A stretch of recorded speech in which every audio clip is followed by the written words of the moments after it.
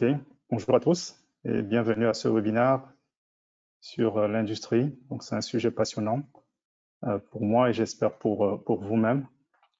Je vais peut-être commencer par une rapide présentation. Donc, je suis Alain Patchong, je suis dirigeant de Diligence, donc on y reviendra tout à l'heure. J'ai également fondé Plateforme Industrie 4.0, donc qui organise ce webinaire et qui, en partenariat avec Centrale Supélec, organise des formations, notamment celles sur Masterclass de l'Industrie 4.0. Très brièvement, je suis un passionné de l'industrie, de la technologie et de l'éducation. Et donc, comme vous allez le voir, nous pensons que l'industrie est essentielle pour garantir la vie, la liberté et la poursuite du bonheur. Sans plus tarder, je vais peut-être commencer ce webinaire. Alors, je voudrais revenir cadrer un peu le périmètre de ce webinaire. Dans ce webinaire, on parlera de l'outil de production. Donc, cela inclut bien évidemment l'homme qui fait partie d'un outil de production, mais il n'y aura pas de focalisation sur des sujets tels que le management ou la compétence. Ça peut faire l'objet d'un webinaire qui pourrait venir dans l'avenir. Le deuxième point que je voudrais souligner, c'est que l'usine dont on parlera dans ce webinaire, est une usine qui est de plus en plus celle de la machine. Okay? Comme vous pouvez le voir sur ce schéma, dans les années 80, quand vous aviez 100 personnes qui travaillaient dans une usine, il y en avait 48 qui étaient en production. Et puis, depuis 40 ans, nous avons gagné 40 points de productivité, donc en moyenne 1 point par an. Et donc, les 100 personnes aujourd'hui deviennent 60 personnes. Dans les 60 personnes, vu que le mix personnel de production et personnel n'étant pas en production a varié, eh bien, on n'a plus que 24 personnes, je dirais, au bord de la machine pour la piloter. Okay, donc, c'est une usine où on a de plus en plus de machines, de moins en moins d'hommes, et donc, très naturellement, la dimension, je dirais, management, même si elle reste importante, est de moins en moins importante. Okay, donc, on a moins de personnes, mais ce sont des personnes un peu mieux formées. OK. Après avoir fait ce point, je voudrais tout de suite resituer un peu le message principal de ce webinaire. Il y a un message un peu en 3 temps, si je peux dire. Bon, le premier temps, c'est de dire que les crises récentes, comme on a vu, crise de Covid, crise de la guerre en Ukraine, et les mégatrends, okay, donc les grandes tendances d'évolution qu'on voit dans le monde, ont un impact sur la production. C'est un impact double qui se traduit en termes de croissance, c'est-à-dire un besoin de régionalisation. Le deuxième impact concerne l'augmentation de la complexité. On va le voir tout à l'heure. Et donc, toutes ces crises-là, il ne faut pas s'attendre à ce qu'elles ralentissent, elles vont s'accélérer. Il y aura donc de plus en plus un besoin de faire du nearshoring, c'est-à-dire la régionalisation, et aussi une complexité qui va s'augmenter. Du coup, pour soutenir ce besoin de construction d'usines près de nous, il y a besoin d'en fabriquer des usines performantes. Et pour ce faire, on aura besoin d'experts qui sont capables de concevoir et de distribuer des outils scalables, c'est-à-dire des outils qui peuvent être utilisés par tout individu, étant donné l'ampleur, la quantité du besoin en performance d'usine. Okay, on ne peut pas simplement s'appuyer sur des experts, ils ne seront pas assez nombreux pour le faire. Donc, ça va être un peu mon propos dans ce webinaire. Pour commencer, je voudrais revenir sur l'impact des crises, j'en ai parlé tout à l'heure, l'impact de crise et des mégatrends sur la chaîne de valeur. Et commencer par un sujet qui vous est assez récent, c'est très simplement la Covid qui a entraîné, comme vous en doutez, une perturbation très importante sur la chaîne de valeur. Donc là, j'ai mis un extrait d'un article du New York Times qui illustre comment, au début, en pleine pandémie, le coût du transport d'un conteneur entre Shanghai et Los Angeles est passé de 2 000 $ à 25 000 $. Okay? Donc ça, c'est plus que multiplié par 10. Et donc, c'est à peu près la moyenne qu'on a vue. Là, je vous ai mis un tableau, une courbe montrant un peu l'évolution qu'il y a eu au cours des dernières années. Okay? Et forcément, quand vous avez une explosion du coût de transport, la chaîne de valeur est perturbée. Donc ça, c'est un premier exemple pour montrer quel a été l'impact. Et du coup, suite à cette perturbation de la chaîne de valeur, des gens ont pris des solutions ont été imaginées. Les entreprises ont dû très rapidement essayer d'imaginer des solutions. Donc, je vous en ai listé quelques-unes là, tirées d'une étude de McKinsey. Okay, donc, grosso modo, l'étude liste quelques actions qui ont été prises par les industries. Donc, il s'agit des actions telles que l'augmentation du stock, okay, qui malheureusement ont amplifié la perturbation, et des actions telles que l'augmentation de fournisseurs, qui également ont soumis le marché à des tensions plus importantes. Donc, ce sont des solutions qui ont tendance à perturber encore plus la chaîne de valeur, la chaîne d'approvisionnement plutôt. Et puis une dernière, ce qui est celle une troisième, qui a été celle choisie, préférée par des entreprises, par exemple comme Stellantis, où on se dit, OK, très bien, à partir du moment où on ne peut pas fournir tous les véhicules, on se concentre sur les véhicules qui ont le plus de marge. Et donc, on a vu, par exemple, de manière un peu surprenante, que certaines entreprises arrivaient dans cette période difficile, à augmenter leur marge. Okay. Et la dernière qui est là, qui est le nearshoring, ou la régionalisation. Donc, c'est une solution plus long-termiste, si je peux utiliser ce terme, qui est aujourd'hui envisagée par près de 90% de personnes. Donc, c'est une solution qui est plus pérenne et qui consiste à dire, OK, très bien, puisqu'on a des problèmes pour se faire approvisionner, ce qu'on va faire, c'est essayer de sourcer localement, essayer de construire localement, essayer de s'alimenter localement chez un fournisseur ou bien construire soi-même une nouvelle usine pour le faire. Donc, ça s'appellerait, dans ce cas, l'intégration verticale. Donc, voilà un exemple simplement qui vous montre comment les perturbations des crises récentes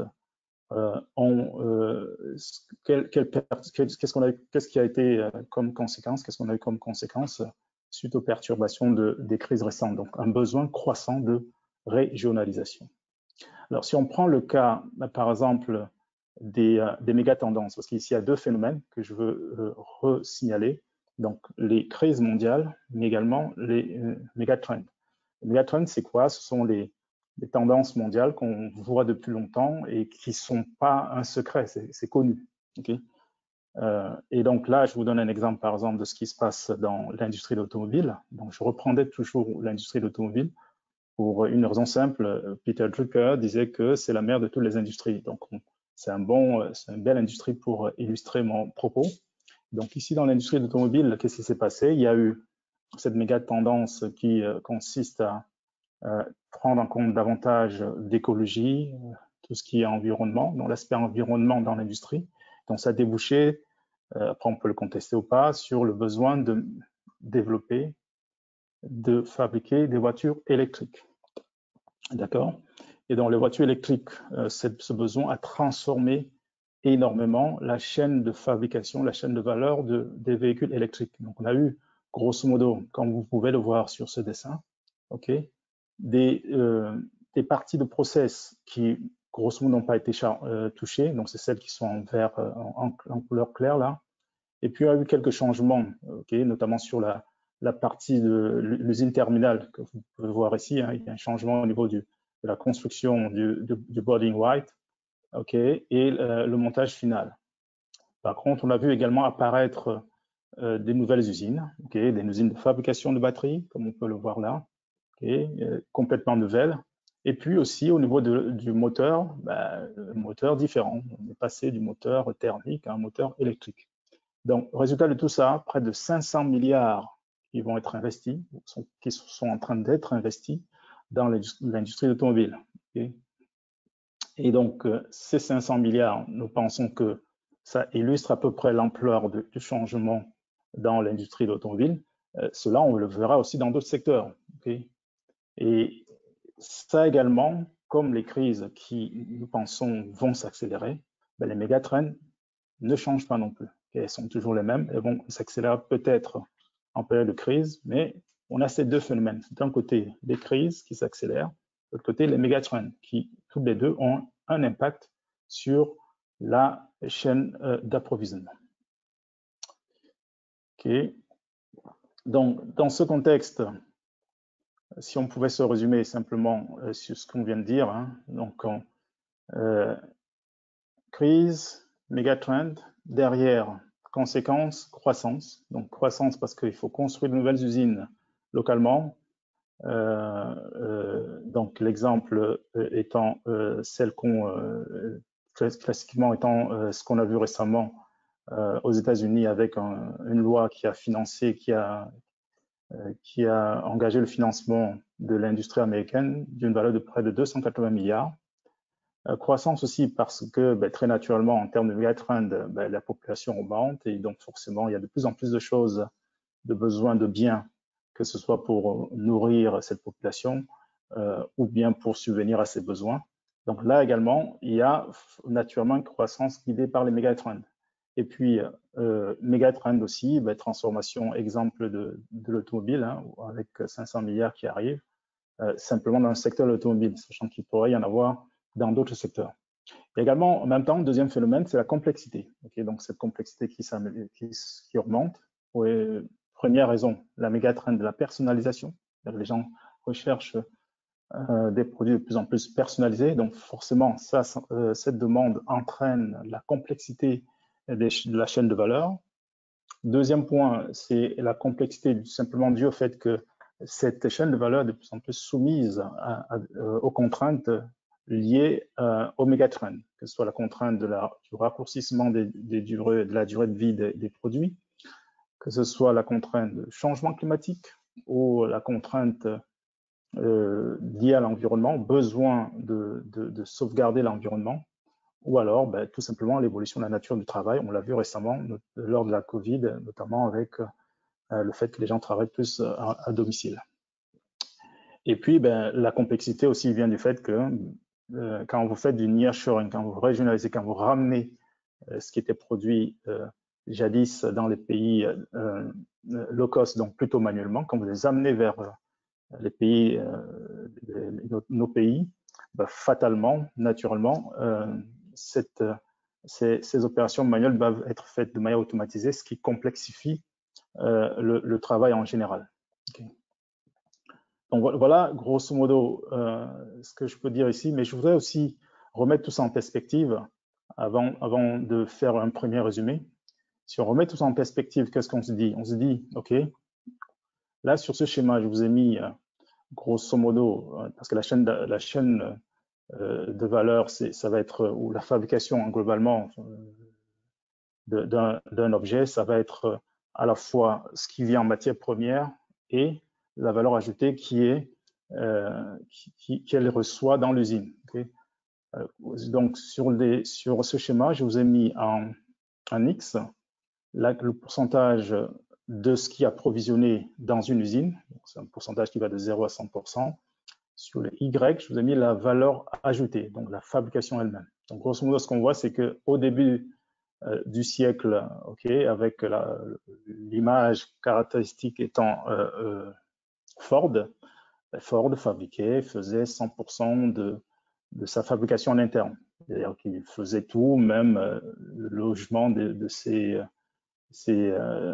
opérateurs. Donc ça, pour la plupart du temps, très souvent, c'était dû au fait qu'il n'existait pas de fournisseur pour alimenter sa chaîne de valeur.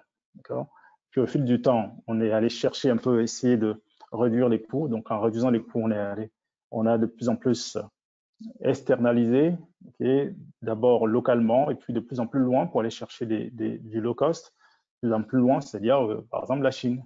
Okay, donc on est arrivé dans un ratio qui était à peu près de 70-30%. Okay, donc vous avez 70% fabriqués qui viennent des fournisseurs, 30% valeur ajoutée qui viennent du fabricant. Et puis, on est allé un peu plus loin. Donc, jusqu'au moment où on est arrivé à un modèle, je dirais, quasiment à 100% de délocalisation. Ben, l'image, c'est assez bien représentée par Amazon. Okay. J'ai également pris l'exemple d'Apple ici, où il n'y a que 7% de personnes Apple qui participent à la création, à la fabrication, à l'activité de production de l'iPhone. Okay. Donc, c'est assez impressionnant. Donc, suite du coup, comme je disais précédemment, tout ce qu'on a vu, les crises, puis le retour de méga trends, il y a depuis les années très récemment, c'est-à-dire 2021, 2022, un besoin de rééquilibrage qu'on va voir partout, qu'on va voir en France, effectivement, où le gouvernement, tous les pouvoirs publics poussent pour la fabrication plus près. Ce n'est pas qu'en France, on le voit également aux États-Unis, dont je vous ai donné l'exemple précédemment. Donc, vous allez dans n'importe quel pays, il y a ce besoin de dire il faut construire localement, ce qui crée donc cette croissance en besoin de fabrication dont je vous ai parlé précédemment. Alors, en résumé, donc si on devait se résumer sur ce qu'on vient de dire, on va dire qu'il y a un retour de manufacturing, ça c'est sûr, de la fabrication, okay, donc, mais qui revient avec une certaine complexité. Et puis derrière, le soutien des gouvernements.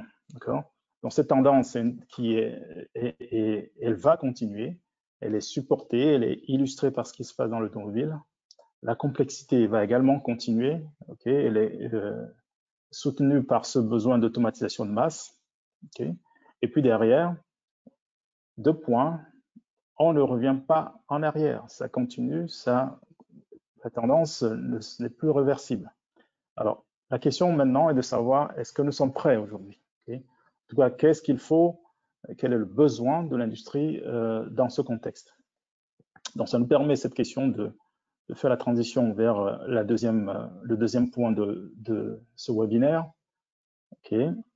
Et la question, je voulais partager avec vous l'expérience qu'on a aujourd'hui, en fait. Hein. On a déjà un retour de velléité ou de volonté de certaines entreprises de produire, de monter, de faire la production, de créer de nouvelles usines. Okay. Je pense que l'exemple le plus intéressant, c'est celui de Tesla, qui au début a eu besoin de 2 ans pour produire 80 000 véhicules. Je vais vous dire, moi, j'ai commencé ma carrière chez PSA, Stellantis aujourd'hui. J'étais en charge de la conception des usines. Et donc, notre usine d'Aulnay, malheureusement, elle est fermée aujourd'hui, que nous avions conçue. Je peux vous dire qu'on faisait du 2000 par jour, donc on aurait eu besoin de 40 jours pour sortir les 80 000. Et donc du coup, Elon Musk, il a inventé un terme qui s'appelle manufacturing hell ou bien la production hell. Donc cette difficulté qui est certes qu'on voit beaucoup dans les startups industrielles, mais qui reste assez prégnante chez des constructeurs classiques. Donc là, je voulais partager avec vous quelques messages, quelques exemples que j'ai pu retirer, par exemple, dans la presse américaine. Quand je parle ici presse américaine, c'est plutôt le New York Times. Là où on voit, en plus de Tesla, ça a été le cas de Rivian. Je ne sais pas si vous connaissez Rivian. Rivian aussi, c'est une entreprise qui a suscité beaucoup d'espoir, dans laquelle Amazon a investi, ils ont acheté, ils ont précommandé un nombre important de voitures que Rivian n'arrive pas à produire à cause de ces problèmes de production, de fabrication. Canoo, c'est pareil, Lucid Motors, c'est pareil. Donc, je peux vous faire une liste d'exemples. Et là, je vous en donne quelques-uns, simplement dans le secteur d'automobile, pour vous montrer que créer de nouvelles usines, les exploiter de manière performante, n'est pas facile. Okay. Donc ça, c'est juste une illustration. Alors, qu'est-ce qu'il faut en réalité? Ce qu'il faut, et le besoin que nous avons pu constater, est celui-là, est celui de dire, OK, dans une usine, j'allais dire le business de la production, il y a une première étape, effectivement, où on doit concevoir l'usine. Et donc, on dit, OK, j'ai une nouvelle usine, je veux la concevoir. En général, ce qu'on recherche, c'est pouvoir fournir ce que vous demande le marketing, 1000 véhicules par jour, 500 par jour, au coût minimal. Okay, donc ça, c'est un peu ce qu'on recherche. Okay, ce que nous constatons aujourd'hui, c'est que très souvent, on peut se retrouver avec des situations où on est en surinvestissement de 10%. Je vous donne un exemple. Dans le business de la batterie, par exemple, une usine de batterie peut coûter facilement plus d'1 milliard. Okay, donc, si vous vous trompez de 10%, faites un surinvestissement de 10%. Je vous laisse calculer, c'est une somme très importante. Donc là, je vous ai mis en gris aussi des exemples typiques issus du monde de l'automobile, hein, d'une usine classique. Après, quand vous avez conçu l'usine et que vous l'avez industrialisée, vous êtes en train de la construire, il y a la phase de démarrage, de ramp-up, okay, où le but, ce que vous cherchez, c'est de minimiser le temps de démarrage. Le temps de ramp-up, c'est important. Pourquoi? Parce que si vous êtes en retard sur vos produits, c'est du manque à gagner important. Et là, on constate qu'en général, on peut être sur 3 à 6 mois de retard, okay, avec comme conséquence 18 millions d'euros en moyenne comme impact. Et puis, quand vous avez finalement réussi votre ramp-up, okay, vous arrivez dans la partie opération, okay, où le but ici, c'est de répondre aux besoins de vos clients, c'est-à-dire ces fameux 1000 véhicules par jour, à coût minimal également. Et ce qu'on peut voir aussi, c'est que à cause d'un pilotage ou bien d'une amélioration hasardeuse des usines, on peut se retrouver rapidement avec 15% de pertes au niveau des ventes. Okay, et donc là, ça reprend à peu près 10 millions d'euros. Okay, donc voilà, typiquement, ce que vous allez voir au niveau des besoins exprimés par les entreprises, eh bien, vous allez me dire, OK, bon, là, il s'agit de grandes entreprises. Écoutez, on a fait le même exercice pour des entreprises plus petites. Okay, c'est ce que je voudrais partager avec vous. Et donc là, on a pris 3 cas, et je ne veux pas rentrer dans le détail, mais il s'agit de 3 cas où on est dans un besoin de conception d'une nouvelle usine. On est ici dans une usine plutôt typiquement d'assemblage. Et là, on est sur une usine plutôt typiquement de fabrication. Okay, donc là, ici tout en bas, vous avez les impacts, vous avez les pertes qui peuvent être attendues. Et donc, on voit bien que les pertes peuvent aller jusqu'à au-dessus du million par an. Donc, et l'enjeu est vraiment important. Il y a un besoin de performance. Pourquoi c'est important? Pourquoi c'est important dans tout ça? Pourquoi je vous parle des problèmes qui arrivent? Pourquoi je vous parle des besoins, que ce soit en conception, montée en cadence et en phase d'opération d'exploitation de l'usine? C'est tout simplement parce que ces usines que nous devons construire suite, une fois de plus, à l'effet des mégatrends, à l'effet des crises, eh bien, ces usines, on doit s'assurer qu'elles sont performantes. Okay, c'est un peu le propos que nous avons tenu dans un article qui était publié sur Diligence sur nos solutions. Et donc, sans vouloir se citer, le propos qu'on tenait, c'est de dire l'optimisation de la performance, c'est véritablement la seule manière d'assurer la pérennisation ou la pérennité de notre réindustrialisation. Okay, si on construit des nouvelles usines en France, okay, donc ça c'est le moment, il y a un peu de l'euphorie, on dit ok, tout est industriel, on va construire de nouvelles usines. Et ces usines ne sont pas performantes, ok, d'ici 3 ans, 5 ans, 10 ans, on va commencer à voir ces usines fermées de nouveau parce que la performance, la concurrence reste mondiale, okay, malgré notre volonté de construire localement.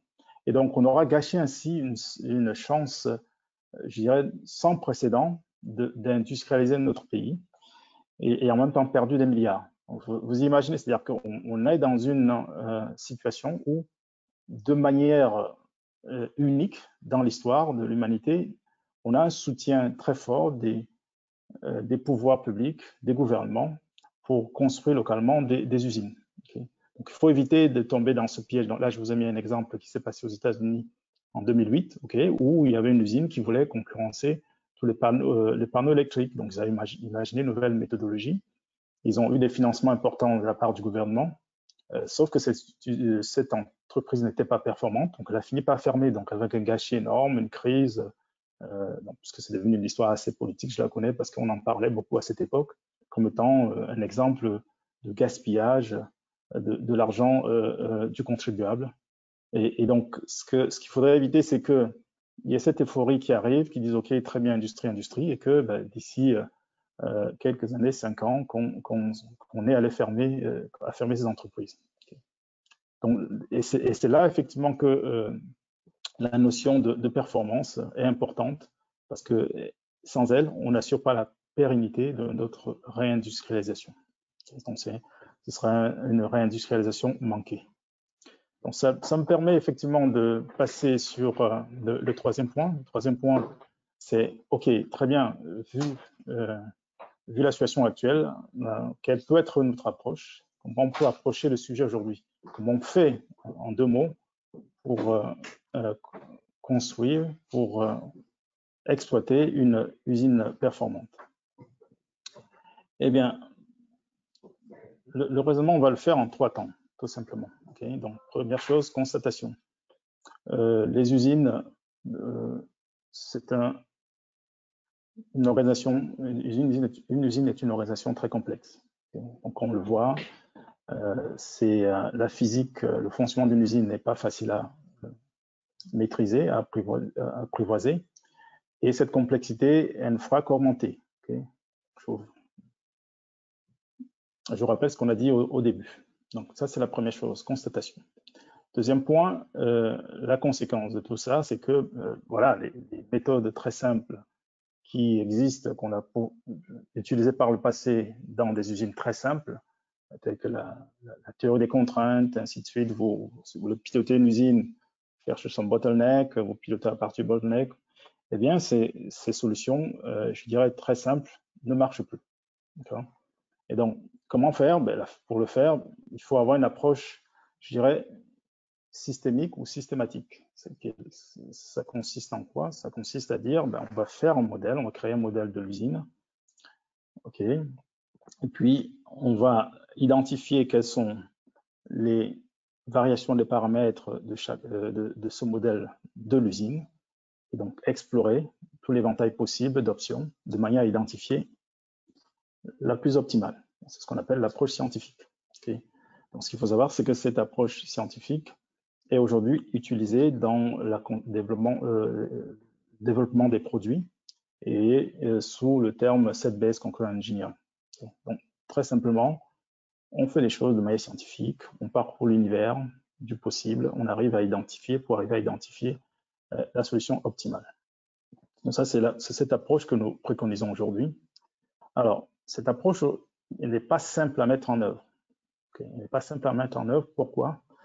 Simplement parce que l'outil, ce que nous avons appelé ici les talons d'or, qui sert à modéliser l'usine, donc c'est la simulation, les logiciels de simulation que vous trouvez sur étagère, sont tout simplement inopérants. Pour quelle raison? La première raison, c'est leur temps d'exécution. Les temps d'exécution sont très longs. Je vous donne un exemple très simple. Si vous devez explorer 1000 types de 1000 solutions et que vous avez pour 20 minutes comme temps d'exécution, voilà, ça vous fait plusieurs jours, quoi, dizaines de jours.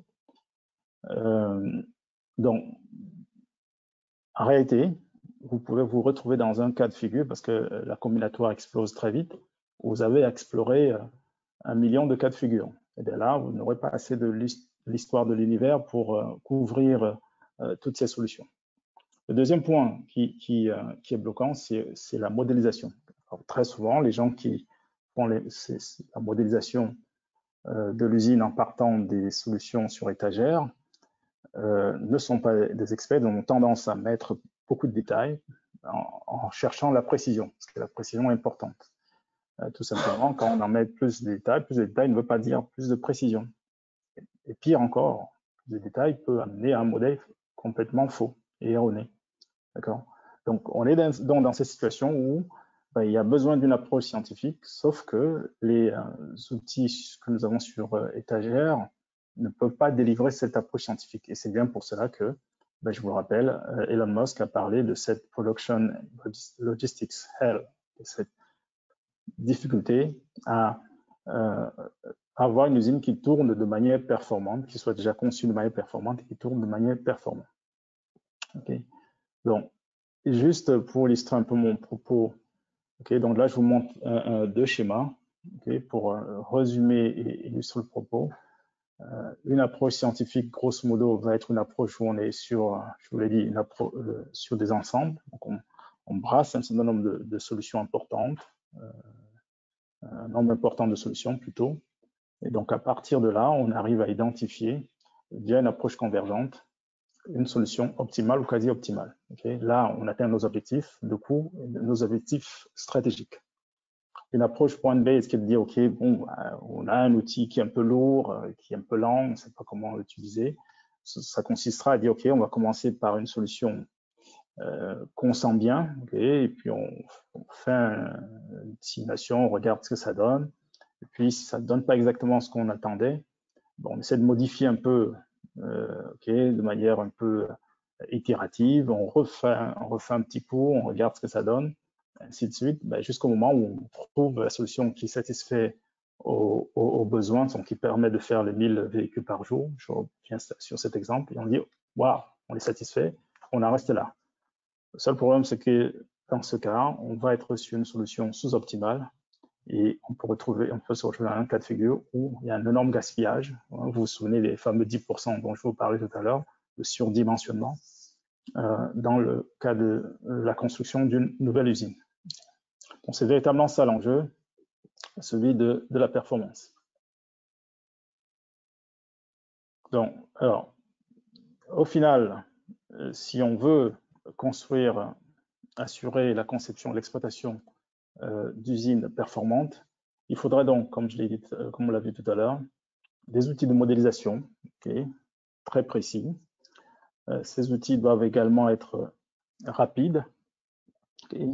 Bon, vous vous souvenez, rapide pour pouvoir mettre en œuvre une approche scientifique, très précis tout simplement parce que avec la complexité croissante, si on n'est pas précis à la fin, c'est du n'importe quoi, du BS comme diraient les Américains. Et puis, ce qui est aussi important, vous l'avez vu, c'est la scalabilité. Scalabilité, c'est-à-dire qu'on doit pouvoir l'utiliser, vu le volume, vu la quantité de travail à faire, on doit pouvoir l'utiliser de manière massive. Son utilisation ne doit pas être limitée aux experts. Okay. Et puis, vu également qu'on doit être capable d'accompagner cette conception, cette performance de la conception jusqu'à l'exploitation, il faut cette continuité numérique, et bien effectivement de la conception jusqu'à l'exploitation en passant par le démarrage. Okay. Donc cette approche est possible. Et donc nous l'avons fait chez Diligence. Okay. Et nous utilisons pour cela des jumeaux numériques extrêmement rapides et précis pour pouvoir évaluer la performance des lignes. Et donc dans ce cas, on est capable d'explorer tous les cas de figure, un nombre de cas de figure important, et donc de pouvoir extraire, identifier la solution optimale et d'assurer la performance de la conception jusqu'à l'exploitation. Eh bien, juste en parlant de Diligence, je voulais en profiter effectivement pour passer quelques slides sur ce que fait Diligence. Donc, Diligence, comme vous le voyez sur ce schéma, donc, va proposer à ses clients, grosso modo, des méthodes ou des solutions qui leur permettent de visualiser, d'analyser ce qui se passe, okay, avec des visuels qui peuvent être customisés, qui peuvent faire référence à des visuels standards existants, type NIFT, type VSM. Puis derrière, on vient connecter le jumeau numérique très rapide, qui va permettre effectivement d'analyser, comme vous pouvez le voir sur ce dessin, où on a un certain nombre de paramètres qu'on peut changer, donc on peut en changer plusieurs et finalement faire jouer et identifier via un waterfall comme celui-là quels sont les gains potentiels et donc faire des choix de solutions optimales.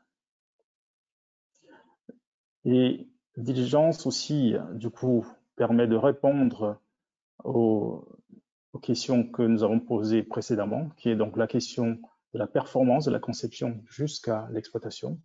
Donc, à la conception, l'idée, effectivement, comme je le disais tantôt, est de répondre aux exigences spécifiées par le marketing et donc de pouvoir produire une quantité de véhicules à un coût minimal. Donc là, il y a Diligence, via son modèle, est capable d'explorer tous les cas de figure possibles et de vous dire, OK, très bien, voilà le cas de figure qui est le moins cher. Même également en période de montée en cadence, là, nous avons besoin, dans ce cas, d'identifier rapidement les problèmes et de trouver une solution à ces problèmes. Et bien, Diligence aussi, avec son modèle jumeau numérique, capable de mettre le doigt, de dire, OK, très bien, tel problème a un niveau d'impact important, donc a une priorité plus importante en termes de résolution. Quand on évolue plus loin, donc en phase opération, okay, donc on revient à ce besoin de réduction du coût pour une production, celle demandée par les clients cette fois, pas par le marketing. Et donc, Diligence, grâce à ses outils de jumeaux numériques, est capable de vous aider à augmenter votre production si c'est le besoin, et vous voulez augmenter, vous dire, OK, ben, telle action ou telle autre action est celle qui va vous rapporter le plus. Donc, vous aidez également, si vous ne voulez pas augmenter votre production et que vous souhaitez simplement produire moins cher, donc ce modèle, cette solution vous permettra de réduire les stocks. Okay. Même chose pour l'ordonnancement. Voilà, c'est un nouveau service que peut proposer Diligence sur l'idée d'une approche scientifique. Okay. Donc, Diligence, aujourd'hui, a un certain nombre de clients que vous pouvez voir ici. Donc, la plupart du temps, ça va être des clients qui sont issus du monde de l'automobile, okay, et donc qui ont ce besoin, effectivement, de recherche de performance. Alors, quand on parle de performance, effectivement, il y a la possibilité d'utiliser des outils, mais également le besoin de former le leadership à cette culture de performance. Okay, je le rappelle, qui est la seule condition nous permettant de pérenniser, okay, la réindustrialisation en France. Si on n'est pas performant, la réindustrialisation ne sera pas pérenne. Okay. Bon, dans ce cadre-là, de dire, OK, ben, on veut un leadership qui comprend ces enjeux. Okay. Cette mission est donc est traitée dans le cadre de ce qui est fait par PFI4, donc en collaboration avec Centra Supélec. Donc, la mise en place d'une formation Masterclass Industrie 4.0, donc qui a vocation à former les leaders, à bien comprendre les enjeux de l'industrie d'aujourd'hui, donc l'industrie dite 4.0, le besoin de performance et à pouvoir conduire ces actions de transformation. Alors, donc ici, vous pouvez le voir hein, sur Masterclass, okay, qui se fait en partenariat avec Centra Supélec, Exced. Donc, c'est un programme d'une douzaine de modules avec des experts, donc des gens issus de l'industrie qui arrivent, qui racontent leur expérience de la mise en place de l'industrie 4.0. Ça se fait sur 12 jours. Okay, donc sur un modèle qui est plutôt hybride, okay, de formation hybride, comme on peut le voir ici, donc qui en même temps, on peut des gens qui sont en présentiel, des gens qui sont à distance, d'accord. Et là, on nous a mis au passage, illustrer un peu l'état des participants. Une petite citation de Philippe, okay, qui parle un peu de son expérience. On en a quelques-unes sur le site également qui vous montrent quelle est l'expérience vécue par tous ces gens au cours de la formation, ce qu'ils apprennent en suivant effectivement les interventions de gens très expérimentés, d'experts issus des grands groupes qui ont une expérience assez solide de la mise en place de l'industrie 4.0. Donc voilà un exemple, une illustration de comment la performance peut arriver via le leadership également. Alors, ça nous permet alors là, de conclure. On va conclure sur ce slide. Donc, conclure déjà en résumant ce qu'on vient de se dire. Donc, premier point très simple, c'est l'impact des mégatrends et des crises actuelles sur la supply chain. Donc, l'impact est très fort et il y a deux tendances qui vont émerger de cet impact. La croissance, parce qu'on fait de la régionalisation, donc forcément, on construit de plus en plus d'usines près de chez nous. Il y a également, deuxième point, le plus de complexité. Plus de complexité parce que on a de la customisation de masse, qui est un besoin qui fait partie des mégatrends. Okay.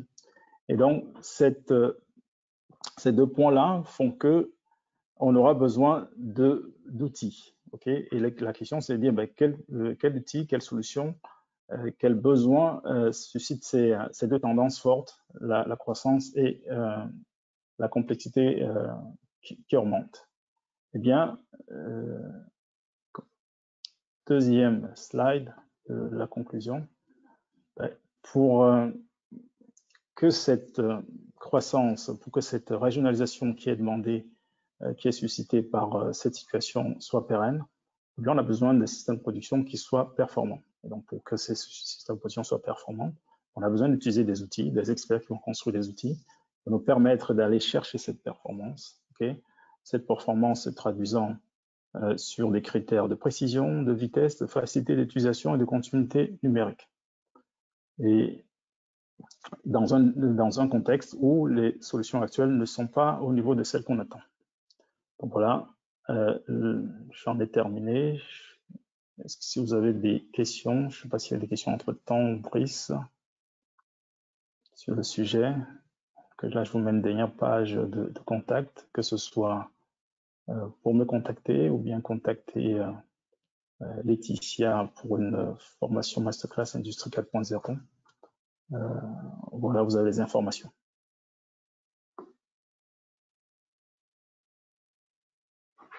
Est-ce que nous avons des questions, Brice? Est-ce que tu m'entends? Oui, alors je t'entends. On n'a pas de questions pour l'instant. Mais si vous avez des questions, n'hésitez pas du coup à les envoyer alors pour la formation à Laetitia, comme l'a précisé Alain, ou à Alain lui-même pour toutes les questions relatives à la conférence qu'il vient de vous présenter. Et du coup, non, on n'a pas de questions. Du coup, Alain, du coup, je pense qu'on peut... soit c'était très clair, soit c'était pas. Je pense que c'est très clair. Compris. Bon, je peux faire la première option. On a Frédéric qui nous dit que merci, c'était très clair. Donc oui, je pense que c'était très clair, Alain. Oui, très bien, c'est rassurant. Ok. Bon, écoute, très bien. Du coup, on aura terminé un peu plus vite que prévu. Du coup, si c'est bon pour toi, Alain, on va pouvoir clôturer la conférence. Merci à tous. Écoutez, je remercie tous ceux qui étaient de l'autre côté, qui ont suivi avec intérêt, j'espère, ce webinaire. Voilà, n'hésitez pas à revenir vers nous, que ce soit via mon adresse email, l'adresse email de Laetitia, quelle que soit la question. C'est un sujet passionnant et je serai ravi de répondre à vos questions avec beaucoup de plaisir.